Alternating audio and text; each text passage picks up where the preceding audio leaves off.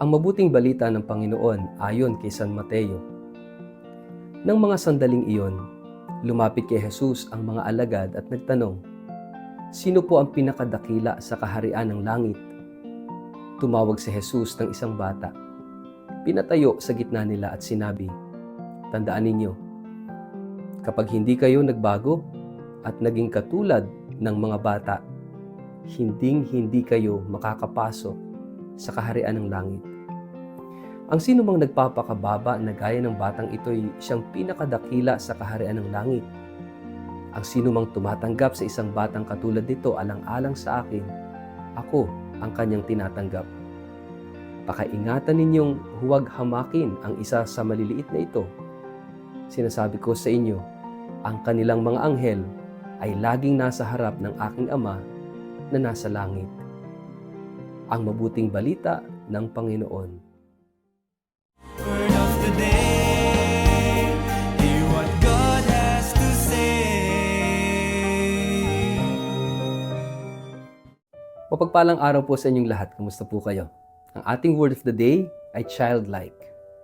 Happy feast day po ng Señor Santo Niño. May mga katotohanang napakasimple kaya madalas hindi napapansin. May mga hiwagang napakalapit kaya akala natin mababaw. Sa kapistahan ng Santo Niño at sa Ebanghelyo natin ngayon, inilalapit tayo ni Jesus sa isang salitang tila ordinaryo, ngunit radikal sa lalim. Pagkabata, hindi ito tungkol sa edad, kundi sa paraan ng pag-iral sa harap ng Diyos. Hindi ito pag-urong ng isip, kundi paglinaw ng puso. Lumapit ang mga alagad kay Jesus at nagtanong, "Sino po ang pinakadakila sa kaharian ng langit?" Tanong ito ng ambisyon, ng ranggo, ng paghahambing. Tanong na pamilyar sa ating lahat. Sino ang mas mahalaga? Sino ang mas malapit? Sino ang mas mataas? Sa halip na magbigay ng teorya, tinawag ni Jesus ang isang bata. Pinatayo sa gitna nila at sinabi ang isang pangungusap na yayanig sa kanilang mga inaasahan. Malibang kayo'y magbalik loob at maging tulad ng mga bata, hindi kayo makapapasok sa kaharian ng langit.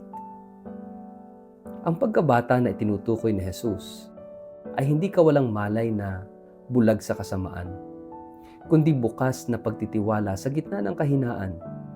Ang bata ay may kamalayang umaasa sa magulang para sa buhay, direksyon at proteksyon. Hindi siya nagkukunwaring sapat na ang sarili. Hindi siya nagtatago sa likod ng titulo. Hindi niya ipinagpapalit ang ugnayan sa pagkontrol. Sa ganitong diwa, ang pagkabata ay hindi kahinaan, kundi lakas. Lakas ng pusong marunong umasa. Ito ang ipinagdiriwang natin na Santo Niño. Ang Diyos na piniling magpakababa, magpakaliit, at pumasok sa ating kasaysayan bilang bata. Hindi siya dumating bilang hari na may sandata, kundi bilang sanggol na may bukas na kamay. Sa anyo ng isang bata, ipinakita ng Diyos na ang kapangyarihan ng langit ay hindi dominasyon, hindi pangingibabaw, kundi pagtitiwala. Hindi pag-angat sa iba, kundi paglapit sa lahat. Sa isang malalim na pagtingin, napapanahon ang hamon ng pagiging tulad ng bata. Nabubuhay tayo sa mundong nagtuturo ng pagiging self-made, self-sufficient, at laging kontrolado ang lahat.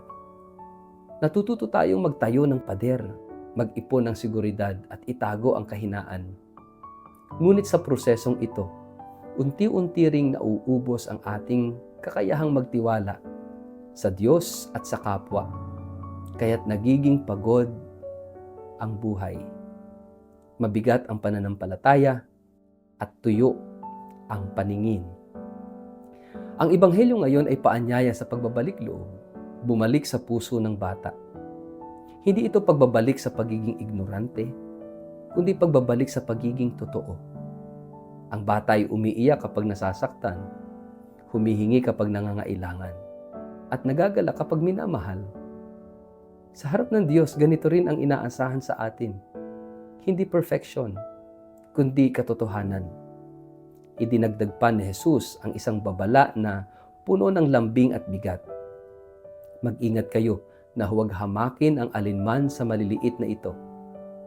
Ang Diyos ay may malasakit sa mga tila walang boses, walang kapangyarihan, at madaling isantabi.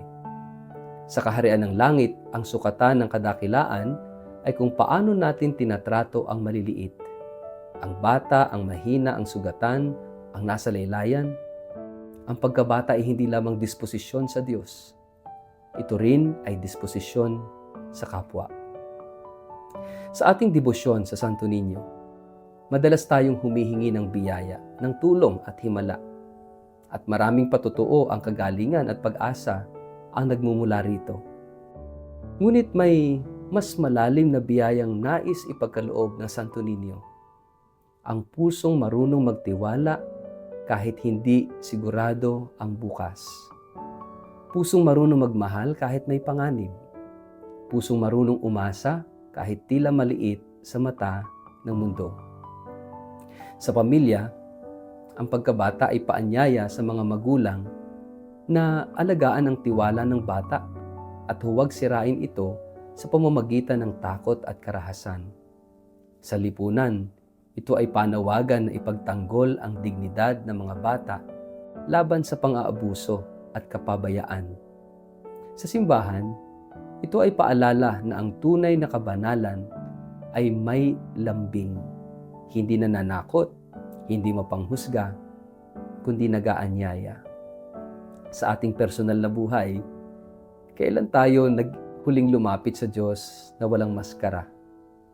Kailan tayo huling umiyak sa panalangin, humingi ng tulong ng hindi nahihiya, at nagpasalamat ng walang kondisyon?